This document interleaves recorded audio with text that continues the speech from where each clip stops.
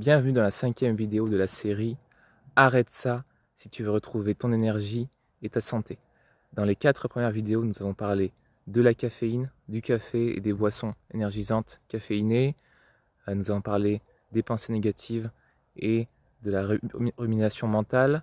Nous avons parlé également de la cigarette et nous avons également parlé de l'alimentation et notamment de tout ce qui est malbouffe, fast-food, plats préparés, transformés, additifs alimentaires.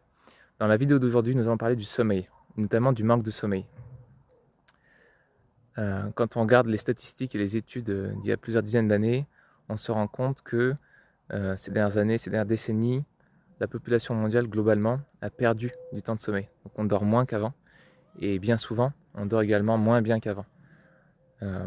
Et le manque de sommeil chronique, même si c'est que une demi-heure ou une heure en moins, sur le long terme, voilà, chaque manque de sommeil accumulé chaque nuit a du mal à se récupérer. La dette de sommeil, bien souvent, s'accumule.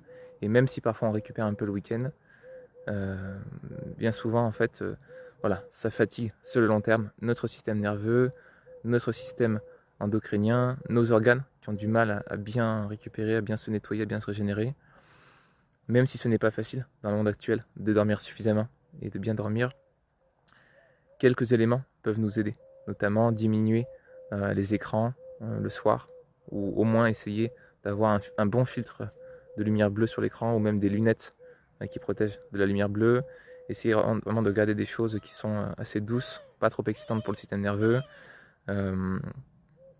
Essayer également de se relaxer, de faire diminuer le niveau de stress qu'on peut avoir le soir, parce que bien souvent, on est fatigué, mais on a un petit peu, parfois on a un fond de nervosité, un petit peu comme de la mauvaise excitation.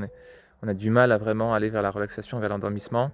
Et ça va être vraiment important de travailler là-dessus pour pouvoir avoir des nuits de sommeil plus longues et plus qualitatives. On peut s'endormir plus rapidement. Idéalement aussi un peu plus tôt, si on peut essayer de ravancer un petit peu l'heure du coucher. C'est vrai que ça peut être intéressant pour tenter de mieux dormir plus longtemps. Important aussi quand même d'essayer de dormir plus longtemps, notamment le week-end quand on peut, de vraiment pouvoir essayer de récupérer au maximum.